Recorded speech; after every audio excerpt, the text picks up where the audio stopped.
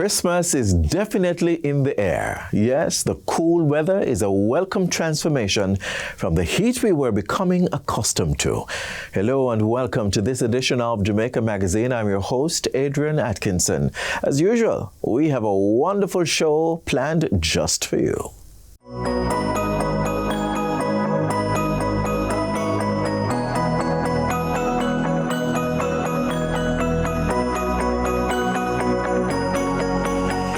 Christmas is a period for giving, but you'd agree this should be a year-round thing.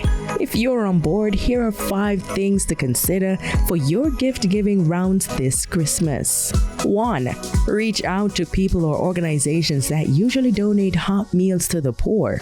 This will help to space out supplies so that it reaches those on the receiving end in a more effective manner and ensure they're not bombarded with food that will go bad soon. 2. Meals are good, but also consider giving longer lasting and needed items such as hygiene products, clothes, and books and toys for the little ones. 3. Consider opening your home for a little one for the season. We have boys and girls in state care who would love the chance at a loving and stable home, even if it's just for the holiday period. You will be doing them and yourself a favor. 4.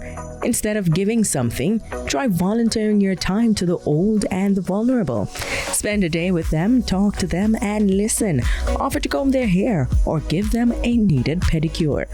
And finally, remember to love yourself. After all, if you don't have it for yourself, you sure do not have it to give to someone else. Happy gift giving.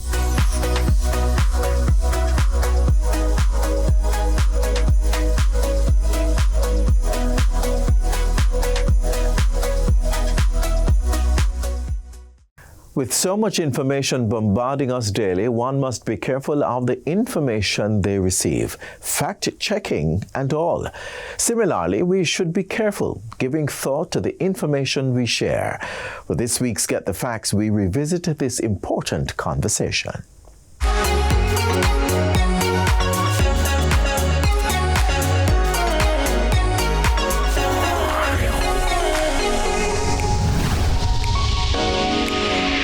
Welcome to Get the Facts, the program that gives you update on the latest topics. I'm Adrian Atkinson. From viral hoaxes to political propaganda, fake news is increasingly becoming the order of the day. But how do you identify this and stay in the lane of truth? Well, we are about to delve deep into the dangers and consequences of misinformation, as well as how to identify when news is fake. Joining me now is DSP Warren Williams, Deputy Head of the Communication Forensic and Cyber Crimes Division of the Jamaica Constabulary Force.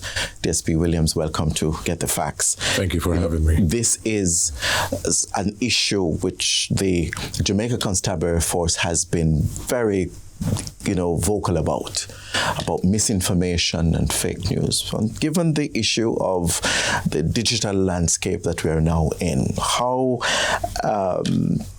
has fake news evolved over the years, and what is it that are we able, more specifically the JCF, able to prevent that from happening? A very good question. And as we look at the digital landscape, not only in Jamaica, but globally, we realize and recognize that over the years, there has been a significant and exponential growth. So the more the world becomes digitized and the more technologies available and variations in terms of how we communicate, users tend to use these platforms to, promulgate and, of course, send things that are false and fake. And, of course, it can become dangerous and detrimental to the wider public and society. Yeah, I want to talk us more specifically about the techniques and the methods that people use to just disseminate fake news. In terms of methodology, they tend to utilize platforms which are free, the social media platforms, the emails, and of course, in terms of techniques, they tend to put you in that sort of fear. And of course, things that, are false in the sense is that deceptive for you to think that it is true. Then they use methodologies like phishing, sending out phishing email or any information that will, pull information from you, but indeed it is fake, or voice notes, which is vishing, or send you a text message, which is smishing. So those are some of the methodologies that is being employed now. And of course, it is something that continues to create some sort of challenges. Right. When we talk about the impact that fake news really have on the opinion of society and perhaps the safety of people within society, I want you to delve a little bit in terms of any examples that you can use where that fake news has been used to, sway how people think and, impact individuals in a negative way. Well, let me not get into the political side of things, Yes. but look at the general society. And in 2015, there has been an incident where someone sent a fake news that there's a bomb on an American airline. The 2 international airports were shut down for 3 days. Billions of dollars was lost. There is the most recent fake news in terms of bomb threats, maybe a month or two ago, where it disrupt a lot of operation. It has been sent to public and private schools, even revenue generating areas such as the wharf. So it can have a very serious implication and disruption, and the resources that has to be employed when these type of fake news come about is quite something that we have to be concerned about. Yes, something that is your concern about. So specifically talk about your division's role in combating this very serious issue that is plaguing society. Right, so Jamaica Constabulary Force is there to serve, protect, and to reassure the general citizenry, not only of Jamaica, but provide that support, on an international front.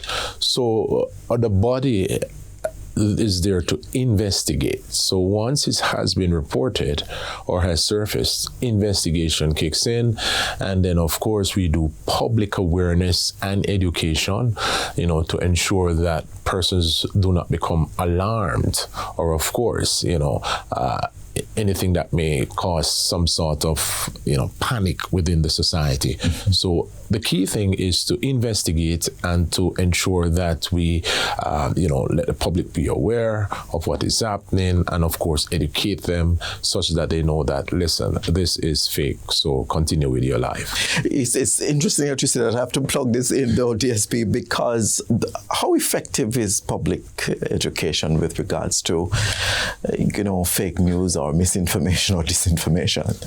We have a tagline: the more we educate, the less need to investigate. So it is very effective, because what you don't know won't hurt you. But of course, what you know will make you become more aware or conscious of what is happening out there. So it's quite critical that we partner with different agencies from government level and also from a private level and institutions locally and internationally, that we constantly, educate the public as to things that may happen. So it's a sort of proactive rather than being reactive. And an ongoing process. Yes. I mean, during your investigation, you are able to differentiate between what is fake and what is real. Yes. Talk to us about that process. All right. So in the digital realm of things, this is what we call, there's always what we call as a digital footprint. So everything that you do online, you may think you can do it and get away, but there is a footprint. May take sometimes a little longer to investigate, but rest assured that the perpetrators will be found. And that is one of our main strategy in terms of determining if it's fake or not. And more so, we have to find the source. Is the source authentic? Then we verify this by partnering with other agencies to assist us to alleviate that sort of, trying to find out what is happening. Right. On that note, we're going to be taking a break. We'll continue the discussion on identifying fake news and its consequences when we return.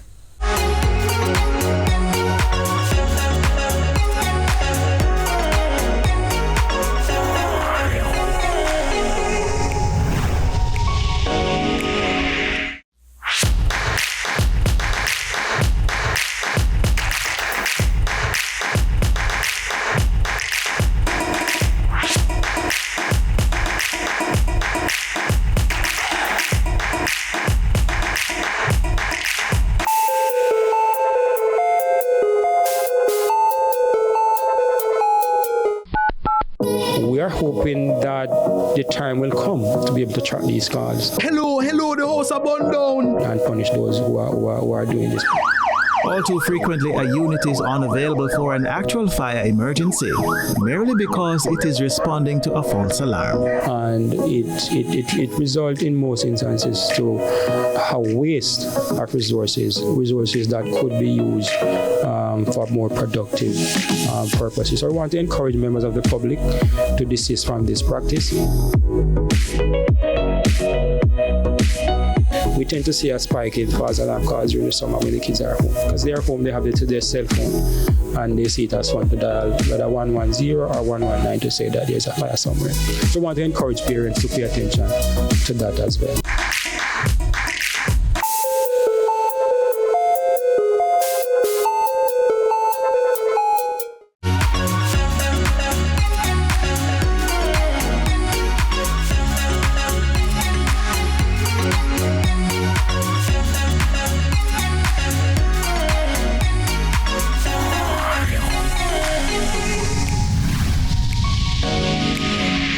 Welcome back to Get the Facts. Still here with us is DSP Warren Williams, Deputy Head of the Communication, Forensic and Cyber Crimes Division of the Jamaica Constabulary Force, and we are talking about fake news. DSP, people believe that there are no implications. It's okay to spread the news, no matter what it is. They don't need to verify the information. They get something, they run with it. Talk to us about the kind of legal implications that this have, and especially if it causes some kind of harm or panic. We spoke earlier about educating the public, yes, and this is part of the journey of the JCF to let persons know that if you do things like these, there are legal implications. So the Cybercrime Act of 2015 is there as the tool that can be used by the JCF to apply if someone and enforce if someone carry out such an act. And the law, especially Provision 9 of the Cybercrime Act of 2015, which is now being revised, is that if you use your computer, your smartphone is a computer, your tablet is a computer, all of these digital resources are computers.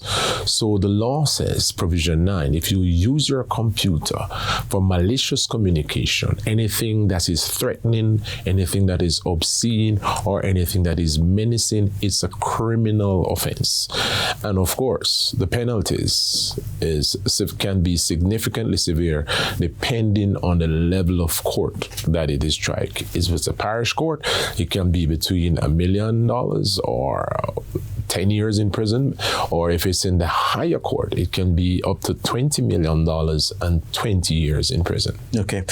You mentioned, before we went to the break, you mentioned a very critical word, footprint. Right. And it doesn't matter who uses it, when you use it, or where you use it, there's a footprint. Correct. So talk to us now about the importance of technology in your efforts to trace the origin of the fake news.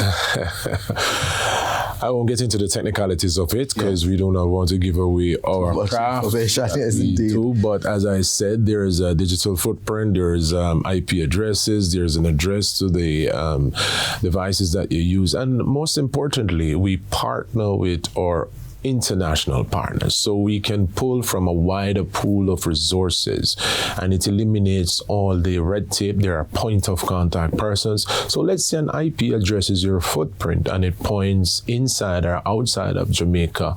Of course, that can lead you to the creator on where that fake news originated.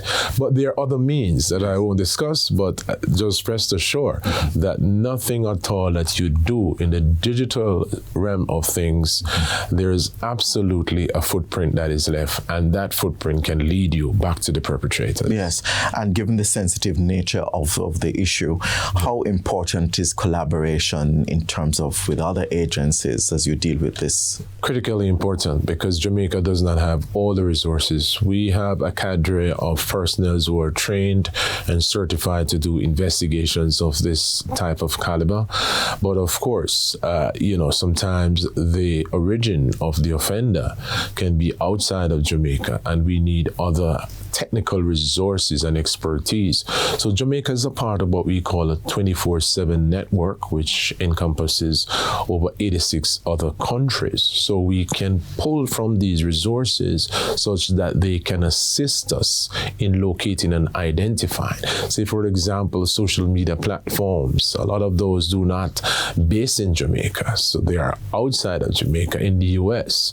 So say, for example, a report is made of a fake news being posted, say, for example, IG, we can have that direct contact to our partners within the US who can provide subscriber details and other information that will assist the investigation. So it's very important. And any other culture. In any other country. Yes, absolutely. Now, the important issue is to verify the information that you see or that you hear. We don't like to verify information. So what advice would you give to the general public as to how they need to go about verifying information that they see online? So another thing in the digital world, and from a forensic standpoint where we sit, we always say, do not trust, always verify. So you get a phishing email, you get a voice note, you get a text message, say, hey, we're upgrading our system now, you need to provide your username and password. And that's coming from a financial institution. Okay, I got this, so guess what? I'm going to call the institution and verify that this message is authentic. So the underlying word is never trust. Yes, you use your technology to assist you, to make life easier, but never trust, especially in this day and age where we have digital verification such as AI and stuff like that. You can easily be swayed to do things that is not within your favor. And people are very creative in sending out information that seem very, very authentic. That is so. So again, verification is extremely important. Any other final words that you'd like to share with us? I want to say, be careful of how you share personal and sensitive information. Very, very critical, because perpetrators can use this to your detriment. It's important. We use different level of security. Say some institution may use multi-factor, different layers of security.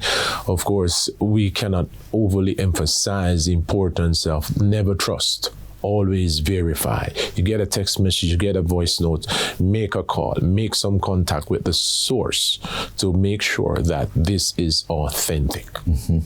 And again, having this conversation with you is another way of the JCF and the Jamaica Information Service ensuring that they continue the public education. Thank you so much. We've just had a very informative discussion with DSP Warren Williams, Deputy Head of the Communication, Forensic and Cyber Crimes Division of the Jamaica Constabulary Force. We thank him and we thank you, our viewers, for staying with us on Get the Facts this week. Until next time, I'm Adrian Atkinson. Pleasant viewing.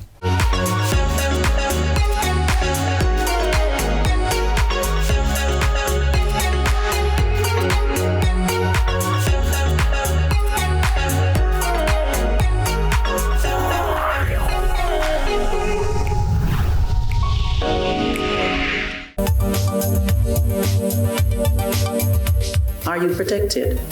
We're speaking about consumers and their access to information that is not only safe, but it's accurate and it can be trusted. We're talking about data protection, e-commerce, online banking, and online fraud. The question is whether or not you can trust it. You're thinking about identity theft. You're thinking about where your documents are stored and whether or not this can also impact you from a credit perspective. You are to get one free credit report each year. Do not waste that resource. Look at it, see how you can address whatever issues it might be pointing to, whether or not it is true, yea or nay. Ask questions and seek assistance whenever possible. Do not be afraid. Ask the questions. If you are unsure, sometimes we're doing something and we get a little gut feeling and you want to draw back. do some more investigation to see whether or not this is something that you want to undertake, or whether or not it will affect you in a negative light.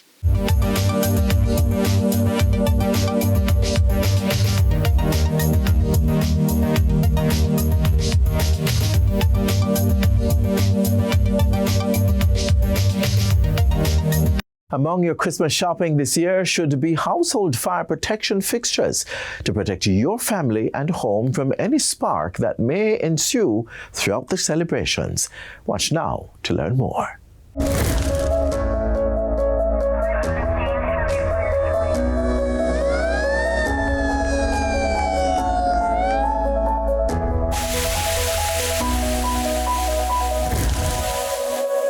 The Jamaica Fire Brigade, JFB, is urging the public to invest in fire-smart technology.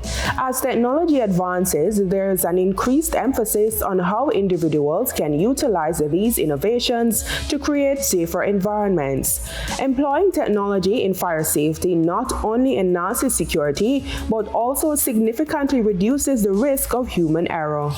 It allows for functions such as automated equipment monitoring for electrical and other faults to be automated.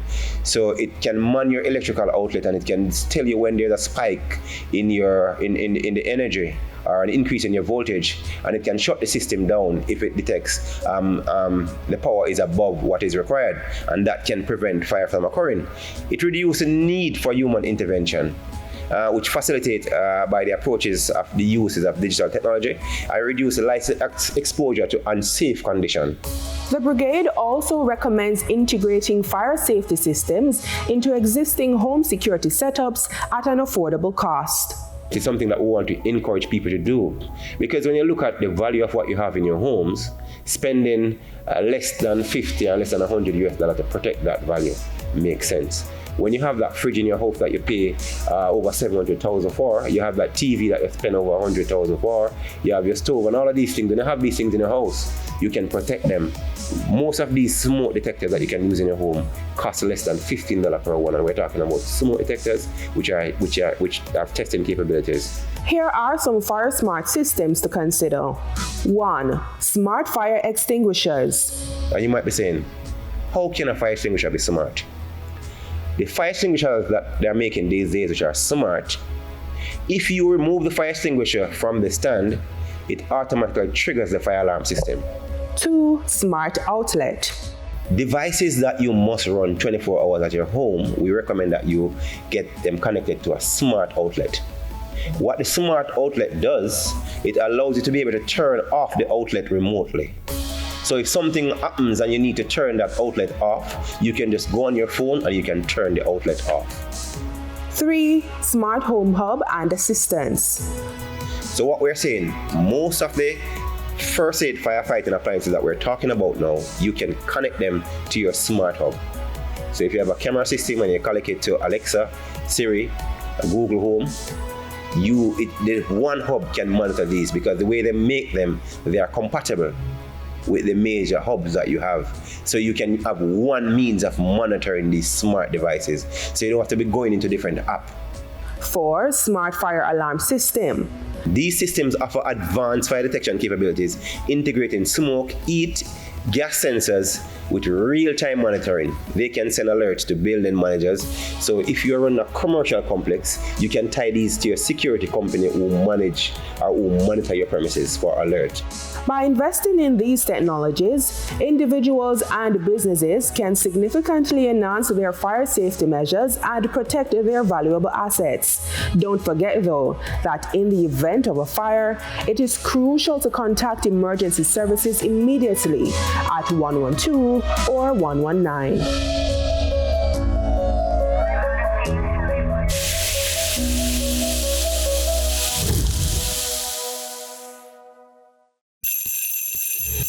Season's greetings to my fellow Jamaicans. This Christmas, let us celebrate in true Jamaican style and commit to safer roads. Last year, we lost over 480 lives in road accidents. This holiday season, let us do our best to stay below that number. Drive responsibly, slow down, avoid distractions, and never ever drink and drive. Buckle up, especially the children, and always watch out for pedestrians. The holidays are a time for joy, not sorrow. Let's ensure everyone arrives safely. From all of us at the Ministry of Science, Energy, Telecommunications and Transport, have a safe and happy Christmas and a prosperous New Year. God bless you all.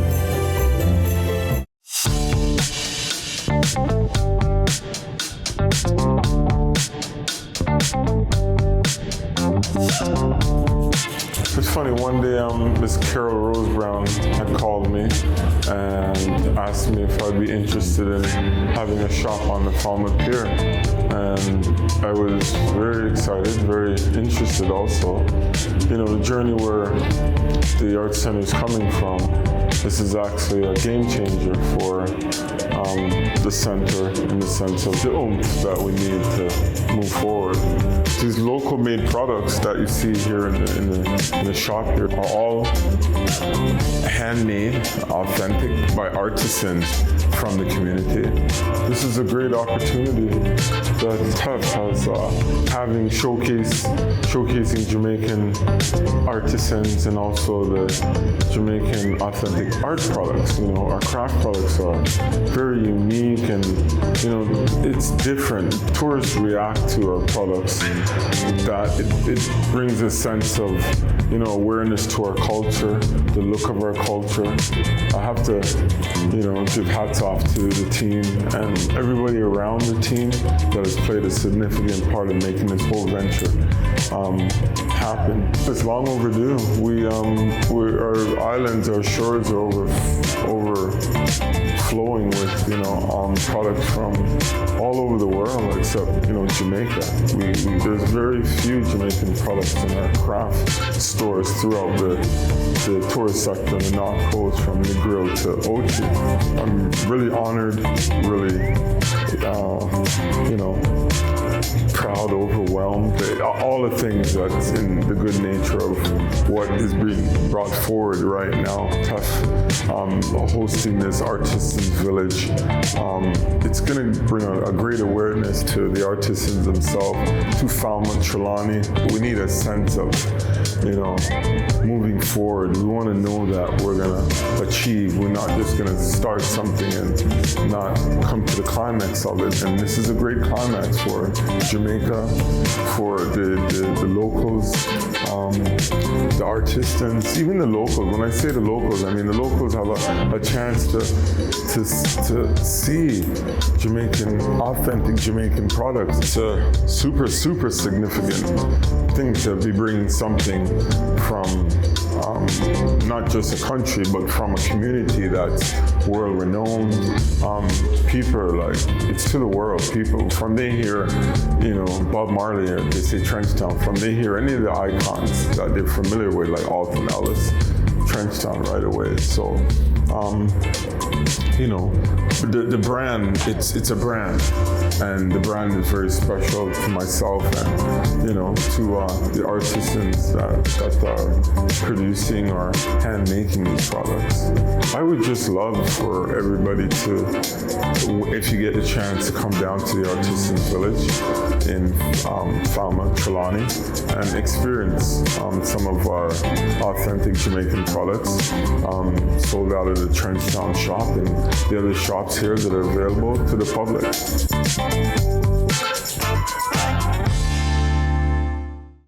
And with that, we've come to the end of today's show. To catch a repeat of this or any other, feel free to log on to our website, gis.gov.jm. Until next time, I'm Adrian Atkinson. Do take care.